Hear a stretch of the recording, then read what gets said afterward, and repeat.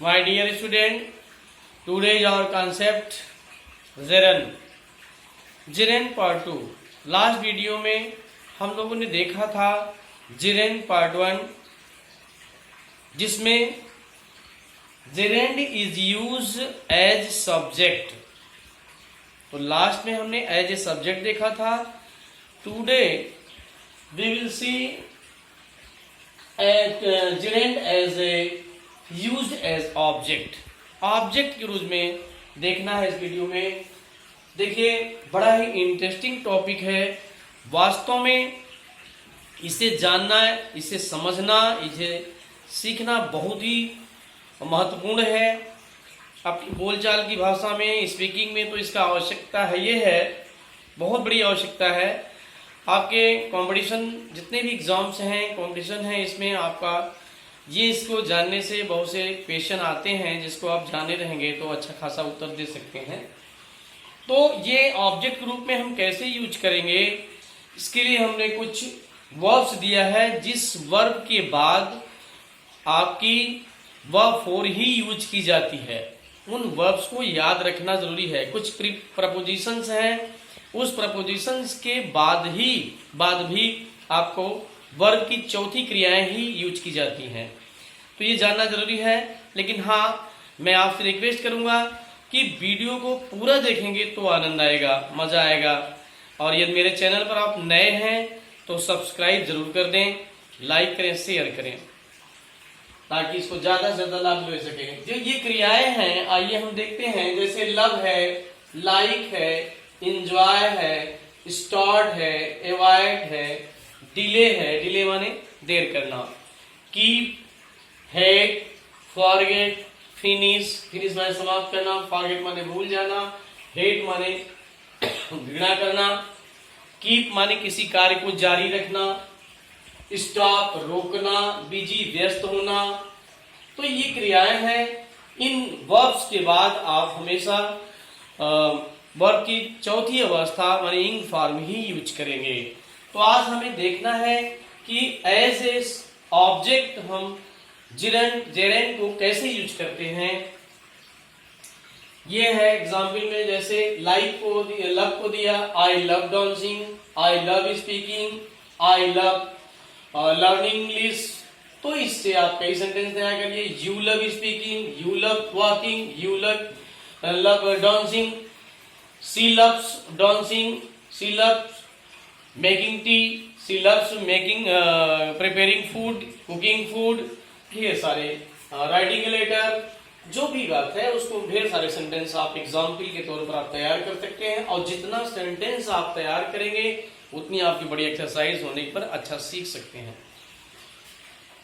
आई, अब लाइक दूसरा शब्द है, वर्ब्स है like. I like dancing, you like dancing, you like drinking milk, we like playing, she like. इसमें ऑब्जेक्ट, ये सब्जेक्ट के रूप में आप कोई भी प्रोनाउंस यूज करके, सब्जेक्ट को यूज करके आप ढेर सारे सेंटेंस तैयार करते हैं. They like reading.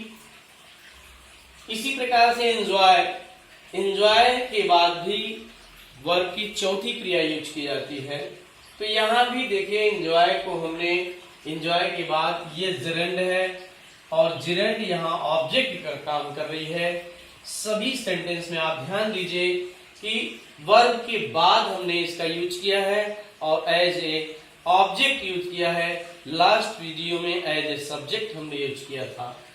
तो एंजॉय के बाद भी आपकी चौथी क्रिया यूज की जाती है. They enjoy playing, he enjoys playing, she enjoys playing football, I enjoy driving my car, I enjoy taking tea, I enjoy talking with you.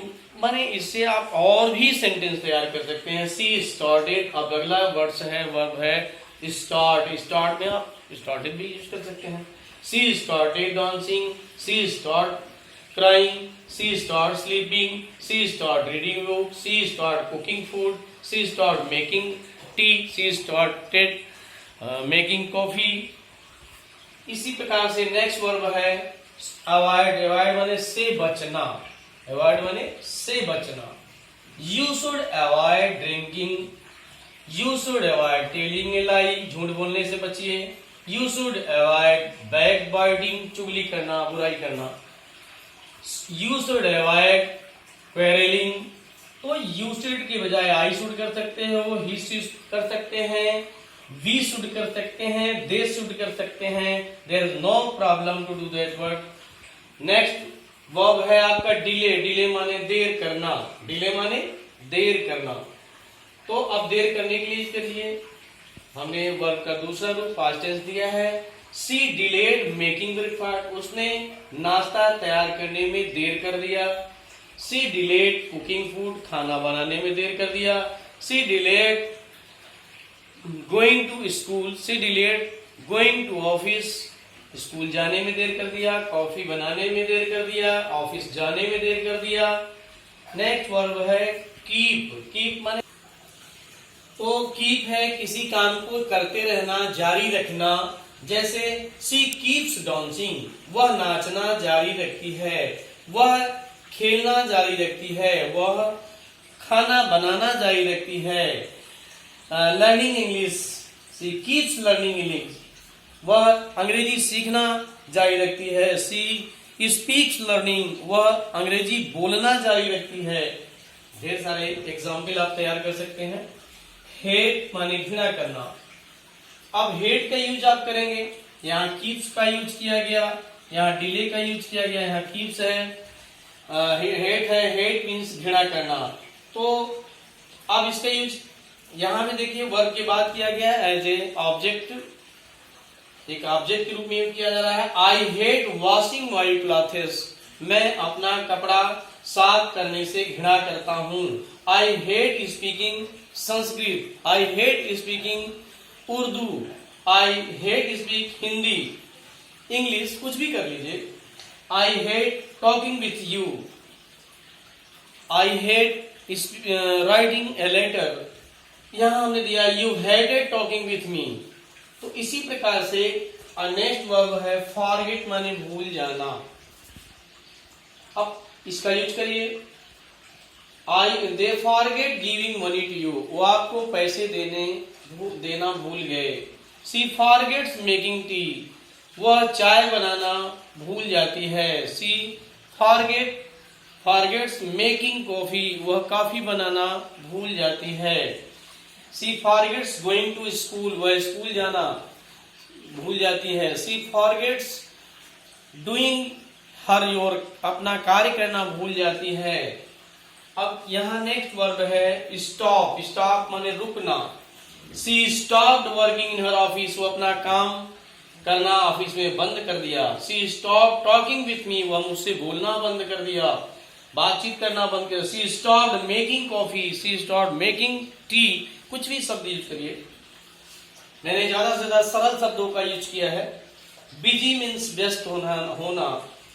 I am busy writing a letter, मैं एक पत्र लिखने में व्यस्त हूं। अब यहाँ मेक अंग्रेजी इन लिखने की कोई जरूरत नहीं है, अपने आप ही अर्थ बन जाता है। इन राइटिंग, इन लेटर, ये सब लिखने की जरूरत नहीं है। I am making busy writing a letter, मैं पत्र लिखने में व्यस्त हूं। She was busy making tea, वह चाय बनाने में व्यस्त थी। वह she was busy making coffee, वह कॉफी बनाने में व्यस्त थी। तो ये हमने कुछ ज्यादातर, इसके अलावा और भी कुछ ज्यादातर मैक्सिमम क्रियाएं मैंने दिया है। कुछ और भी क्रियाएं हो सकती हैं, बाय मिस्टेक छूट भी सकता है।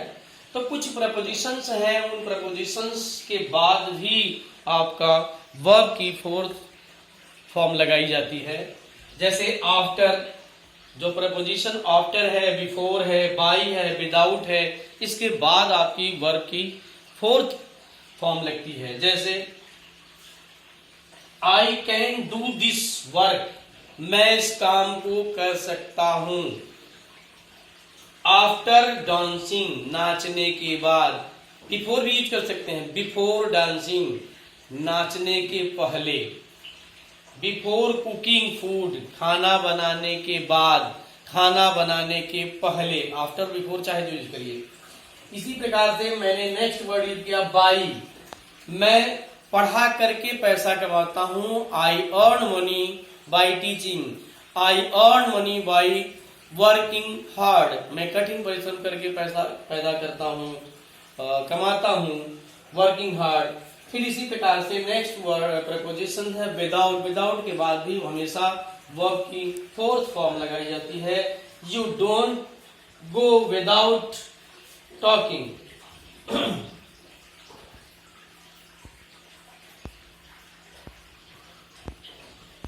आप बिना बातचीत किए नहीं जाते हैं, you don't go without walking, बिना घूमे टहले नहीं जाते, you don't go without talking, बिना टहले घूमे नहीं जाते, you don't go without laughing, बिना हंसे नहीं जाता, विदाउट प्लेइंग, बिना खेले नहीं जाता। इस ढंग से ढेर सारे सेंटेंस वर्ब का यूज करके आप तैयार करें, अभ्यास करें, और मैं आशा करता हूं कि आप इसे समझ गए होंगे अच्छी तरह। यदि नहीं समझे होंगे तो वीडियो को बार बार देखिए, तो निश्चित रूप से समझ में आ जाएगा। और इसके बावजूद भी आपको कहीं से प्रॉब्लम फील होती है तो यू कैन कमेंट करिए, I will solve your problem. और thanks for watching my video. Okay.